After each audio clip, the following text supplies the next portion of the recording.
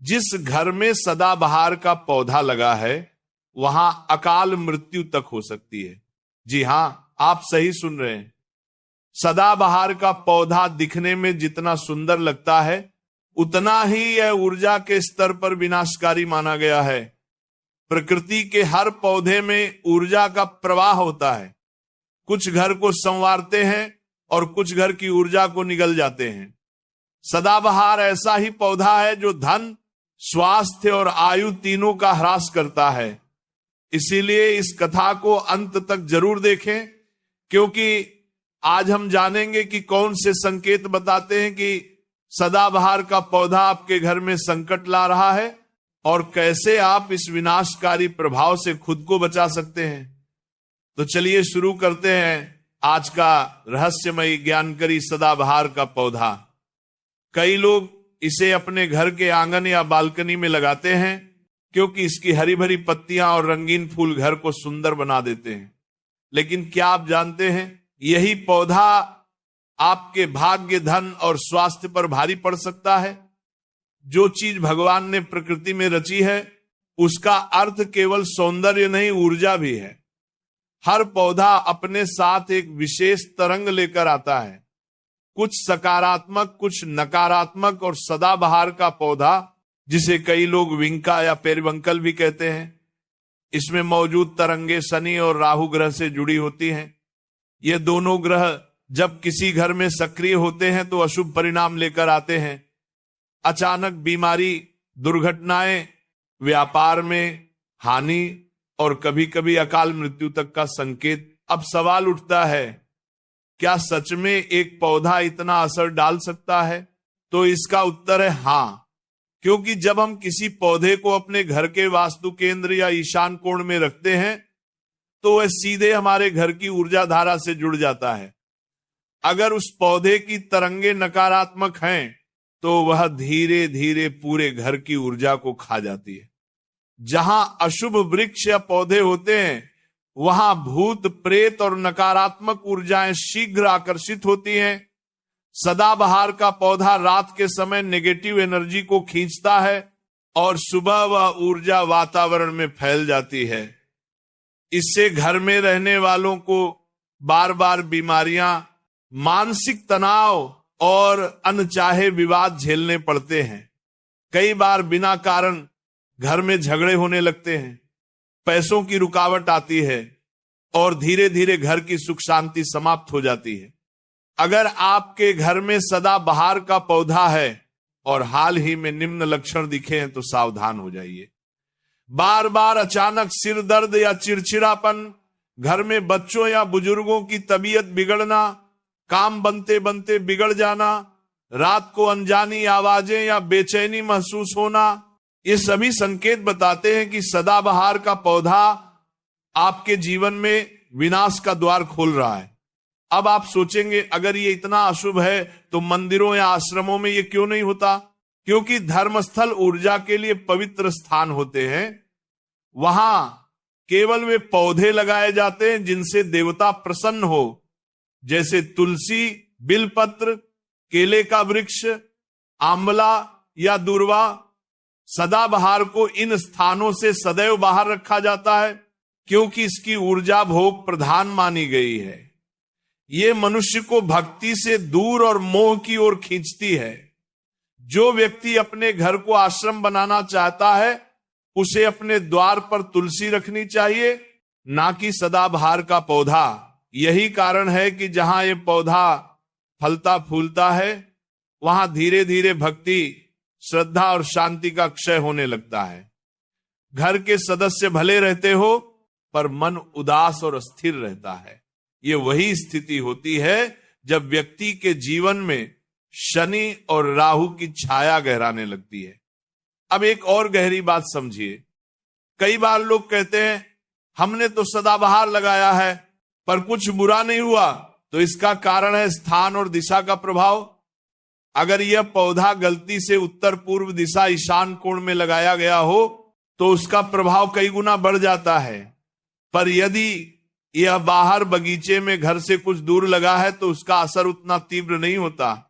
इसलिए प्रकृति से प्रेम करो पर विवेक से करो। हर चीज सुंदर हो, ये जरूरी नहीं कि शुभ भी हो। तो यदि आपके घर में सदाबहार का पौधा है, पहली ही फुर्सत में इसे घर से बाहर कर दें या किसी पार्क या खुले स्थान पर रोप दें। घर के आंगन या बालकनी में इसे रखना आध्यात्मिक दृष्टि से बिल्कुल उचित नहीं है। और एक छोटी सी बात याद रखिए, अगर आप अपने घर की नकारात्मक ऊर्जा को खत्म करना चाहते हैं तो तुलसी, शमी या आंवला का पौधा लगाएं। ये तीनों पौधे देव ऊर्जाओं को आकर्षित करते हैं और घर की आयु, आय और आनंद तीनों बढ़ाते हैं। अगर यह पौधा हमारे घर में पहले से है तो इसका क्या करें, इसे कैसे हटाएं और हटाने के बाद घर में सकारात्मक शक्ति कैसे वापस लाएं, आज हम इसी पर विस्तार से चर्चा करेंगे और साथ ही कुछ गहरे उपदेश भी समझेंगे। पहला उपाय, सदाबहार को सम्मान पूर्वक हटाना। सबसे पहले ये याद रखिए कि प्रकृति की हर सृष्टि में जीव चेतना होती है, इसलिए सदाबहार के पौधे को तोड़ना या फेंक देना नहीं चाहिए। जिससे नुकसान हुआ हो उसे भी सम्मान देकर विदा करो, तभी उसका प्रभाव समाप्त होता है। आप सोमवार या शनिवार के दिन सूर्योदय से पहले उठे, स्नान करके स्वच्छ वस्त्र धारण करें और भगवान श्री कृष्ण का स्मरण करें। फिर उस पौधे के पास जाए, हाथ जोड़कर कहें, हे प्रकृति माता, यदि मुझसे अनजाने में कोई गलती हुई हो तो क्षमा करें। मैं आपको आपके स्थान यानी धरती माता की गोद में लौट रहा हूं। अब पौधे को सावधानी से निकालें और किसी खुले स्थान या नदी के किनारे मिट्टी में पुनः रोप दें। फेंकना या जलाना वर्जित है। इस प्रक्रिया के बाद अपने घर के मुख्य द्वार पर गंगाजल का छिड़काव करें और धूप दीप प्रज्वलित करें। इससे घर की नकारात्मक ऊर्जा स्वतः शुद्ध होने लगती है। दूसरा उपाय, तुलसी, शमी या आंवला का पौधा लगाएं। जहां तुलसी होती है वहां पाप प्रवेश नहीं करते। सदाबहार को हटाने के बाद उसी स्थान पर तुलसी का पौधा अवश्य लगाएं। अगर जगह बड़ी है तो शमी या आंवला का पौधा भी लगा सकते हैं। ये पौधे शुक्र, बृहस्पति और सूर्य ग्रहों की ऊर्जा को मजबूत करते हैं, जिससे घर में सुख, सौभाग्य और समृद्धि आती है। तुलसी के पास दीपक जलाने की परंपरा केवल धार्मिक नहीं बल्कि वैज्ञानिक दृष्टि से भी शुद्धकारी है। यह वायु में मौजूद नेगेटिव आयन को खत्म करती है और घर की ऊर्जा को स्थिर रखती है। तीसरा उपाय, महामृत्युंजय मंत्र का जाप। अगर घर में लंबे समय से अशुभ घटनाएं हो रही हैं तो 21 दिन तक प्रतिदिन सुबह महामृत्युंजय मंत्र का 108 बार जाप करें।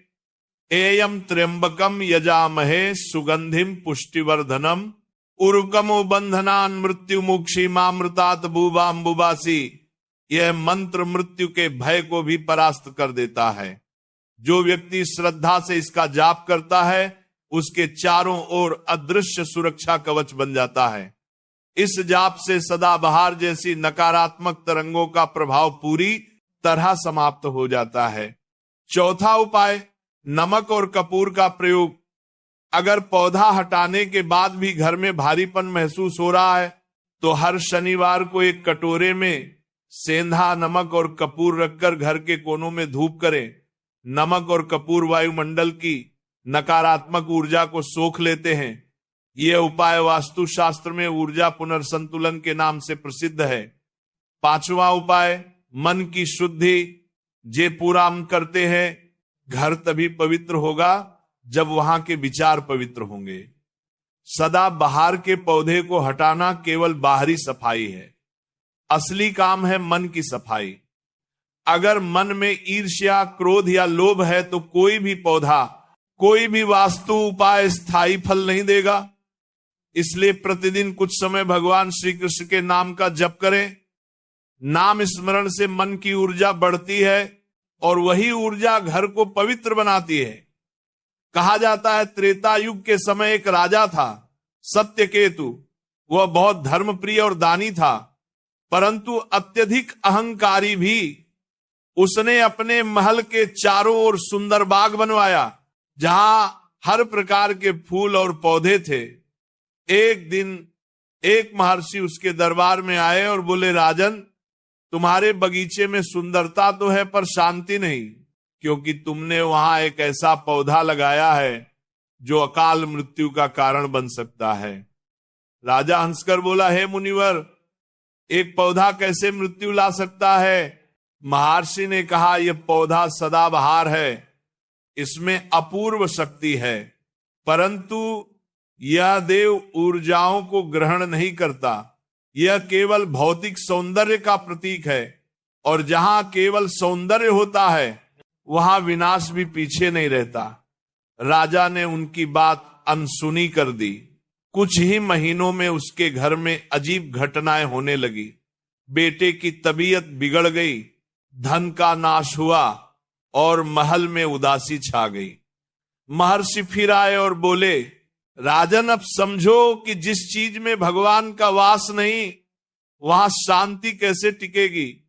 राजा ने उस पौधे को हटवाया, गंगा जल छिड़ककर तुलसी लगाई, और कुछ ही दिनों में उसके घर में फिर से आनंद और समृद्धि लौट आई।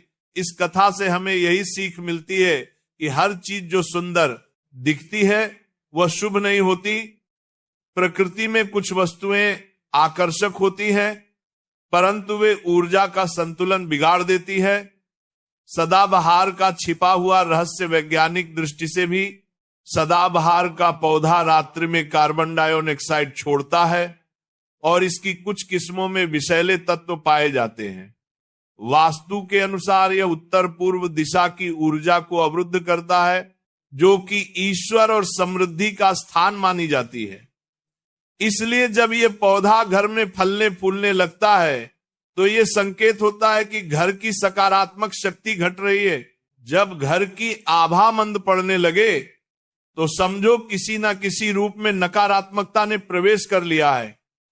यही कारण है कि जिन घरों में ये पौधा होता है वहां धीरे धीरे मन अशांत, विचार भ्रमित और परिवार के बीच दूरी बढ़ने लगती है। शास्त्रीय चेतावनी गरुड़ पुराण में भी लिखा है, जो पौधा अशुभ तरंगों वाला हो उसे ग्रह में स्थान देने वाला स्वयं अपने पुण्य को नष्ट करता है।